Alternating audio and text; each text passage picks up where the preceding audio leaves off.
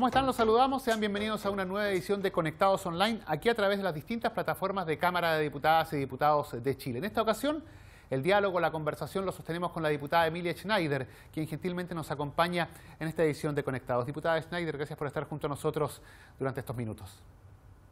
Muchas gracias a ustedes por el espacio y por todo el trabajo que hacen por la Cámara. Diputada, vamos de inmediato a la conversación porque tenemos estos 10 minutos más o menos para abordar diferentes temáticas. Usted representa al distrito número 10 de la región metropolitana, integra, o mejor dicho, usted está en las comisiones de familia y también en la comisión de mujeres y equidad de género. ¿Cómo podría evaluar justamente este ya primer mes de trabajo legislativo acá en la Cámara de Diputadas y Diputados? Sí, además de esas, bueno, efectivamente represento al Distrito 10, que son las comunas de Macul, San Joaquín, La Granja, Providencia, Ñuñoa y Santiago Centro. Y, perdón, efectivamente estoy en la Comisión de Mujer y Equidad de Género y de la Familia, pero sumado a eso estoy haciendo un reemplazo por todo este primer semestre a la diputada Rojas en la Comisión de Educación, que también es un tema que he trabajado harto tiempo, que me interesa mucho y que creo que tiene mucha relación también con las otras comisiones en las que estoy, así que ha sido un mes de trabajo bien intenso. Es difícil adaptarse a los ritmos distintos del Congreso, a toparse de repente con pensamientos muy distintos al de una, muy cerrados también, pero al menos me ha tocado muy buena relación con las y los trabajadores de la Cámara, que creo que se han portado muy bien conmigo para enseñarme y para ayudarme a habituarme. Y nada, creo que hemos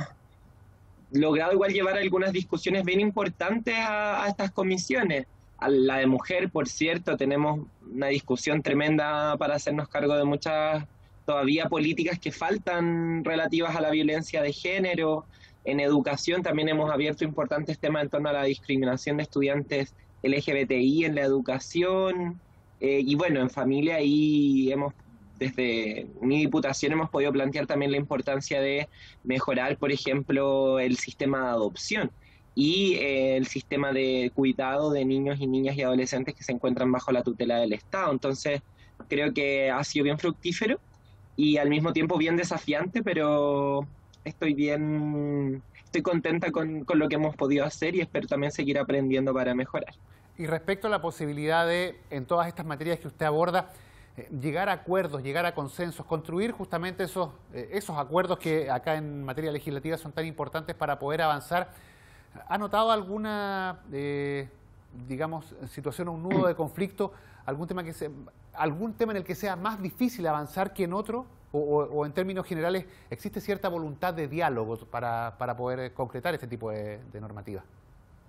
Yo creo que hay muchos parlamentarios y parlamentarias que tienen voluntad de diálogo, pero también hay otros sectores que no, y eso no tiene que ver con el tema que estemos tratando, sino más bien con una resistencia al cambio en general. Yo creo que nos estamos enfrentando en general a una sociedad que exige distintos cambios en distintas áreas de la vida, porque las políticas públicas creo que se han ido quedando, y las leyes se han ido quedando atrás de cómo ha ido avanzando culturalmente la sociedad, o sea, el impacto del movimiento feminista, de la visibilidad, de las diversidades y disidencias sexuales ha sido tremendo, y estoy poniendo un ejemplo, y las políticas públicas se han quedado algo atrás, y yo creo que tenemos la tarea de ponerlas al día de lo que efectivamente ya pasa en la sociedad. Por ejemplo, el reconocimiento de todo tipo de familias, que es algo que ocurre. Hay distintos tipos de familias, pero la legislación recoge una, y yo creo que hay ciertos grupos en que esa resistencia al cambio es mayor que la voluntad de diálogo y de hacer el bien por la ciudadanía, de poner en el centro el bienestar de la ciudadanía y no nuestras consideraciones personales. Pero sí creo que hay temas en los que nos podemos encontrar, sobre todo cuando lo vinculamos con relatos de la misma ciudadanía. Nos ha tocado recibir audiencias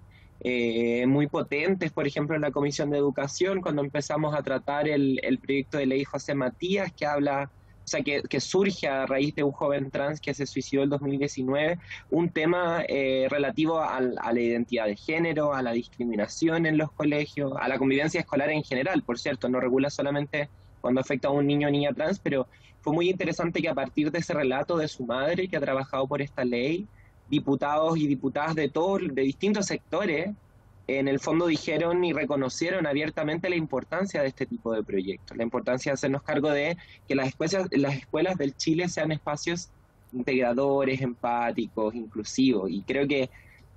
a partir de ahí, de cuando dejamos de mirarnos solamente entre nosotros el ombligo y miramos la sociedad, miramos la realidad, ahí es donde más yo creo que se favorecen esos acuerdos, porque vemos que al final no nos estamos poniendo de acuerdo entre nosotros, sino que hay mucho de nuestros electores puestos en nosotros y nosotras. Sí, ¿y cuál es la expectativa para lograr este y otros acuerdos en el transcurso de los próximos meses? Se lo planteo porque estamos entrando en una etapa, digamos, de relativa complejidad y seguramente va a ir increciendo esto hasta que se produzca la votación final del plebiscito de salida de la Convención Constitucional. Lo más probable es que el clima político en estos últimos meses, o quizá de julio hasta septiembre, esté mucho más crispado que hoy. ¿Cuál es la expectativa en ese sentido para poder lograr acuerdos en el resto de las materias que no necesariamente tienen que ver con este cambio constitucional, pero que seguramente van a ver enfrentadas posiciones políticas muy dispares? ¿Cuál es la expectativa que tienen al respecto? Sí, yo no me voy a adelantar con una expectativa porque la verdad sería hacer ficción del futuro, pero lo que sí espero, me gustaría que ocurriera, es que en el fondo fuéramos capaces de entender el nivel de crisis institucional en el que estamos y el contexto histórico en el que estamos. O sea, nosotros, este gobierno asume luego de una revuelta social, luego de una pandemia, de altos niveles de desconfianza en las instituciones, en este mismo Congreso Nacional también. Entonces, tenemos que estar a la altura finalmente de quienes representamos y eso implica también levantar cercos y llegar a acuerdos porque así las cosas avanzan. Entonces, yo creo que si somos conscientes que de seguir acrecentando la desafección de la ciudadanía con la política, de seguir acrecentando la crisis institucional, la desconfianza en la política, nadie va a salir ganando, solo pierde la democracia en Chile. Entonces, lo que espero es eso. Creo que hay un antes y un después también luego de la Constitución, porque ahí la ciudadanía también se va a manifestar claramente respecto a cosas que hoy no podemos hacer por la Constitución vigente. Y que ahí ya la gente se manifestaría en el fondo por un cambio de la forma de Estado, por ejemplo, a propósito que se ha hablado en la convención y ya se ha consagrado que Chile será un Estado plurinacional, democrático de derechos, ¿no? Entonces creo que ahí hay un punto de inflexión bien importante. Pero antes yo insisto en lo que decía anteriormente, creo que la participación de la ciudadanía en las discusiones, en la elaboración de proyectos es clave para darnos cuenta que cuando defendemos posiciones no defiendo lo que a mí me parece bien solamente, sino que hay ciudadanía atrás y creo que así todas y todos vamos entendiendo mejor, no solamente la oposición, sino creo que así se nutre más el diálogo. Yo creo que ahí hay formas de sensibilizar y de encontrarnos, pero también hay que tener mucha claridad de que para llegar a acuerdos no vamos a quedar contentas y contentos, que hay que encontrar puntos medios en los que no traicionemos nuestros principios, pero que no va a ser, para construir ese acuerdo no va a ser lo que pensamos originalmente, pero puede ser mejor porque efectivamente avanza y se concreta algo que la ciudadanía necesita, un cambio que es anhelado hace mucho tiempo, etcétera.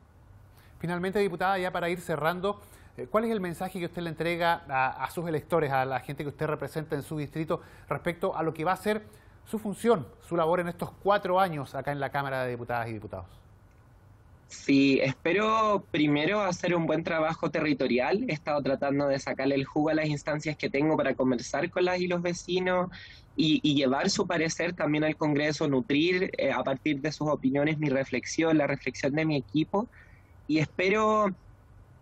nada, que se entienda y poder comunicarles que este va a ser un proceso duro, en el que van a haber momentos en que se tengan que tomar decisiones difíciles, pero mi compromiso está con el programa de transformaciones estructurales que se comprometió el gobierno y también yo en mi campaña. Y eso pasa también, y ahí es algo que creo que ya he mostrado en este primer momento que llevo en el Congreso, que nos interesa mucho conseguir cambios concretos para la comunidad de las diversidades sexuales, en particular para la comunidad trans, que es una comunidad a la que yo represento por primera vez en un espacio como este, así que tengo el compromiso de avanzar en eso y de tener en perspectiva también que yo misma vengo del movimiento social y que eso es algo que me orienta también políticamente. Así que nada, pues espero que que el trabajo que podamos hacer en conjunto con los vecinos y vecinas que yo represento sea muy fructífero.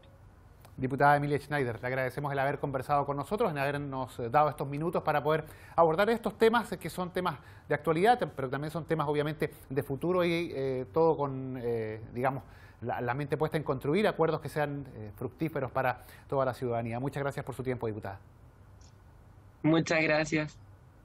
La conversación, el diálogo aquí en Conectados Online a través de las distintas plataformas de Cámara de Diputadas y Diputados Televisión. Nosotros nos reencontramos en una próxima oportunidad.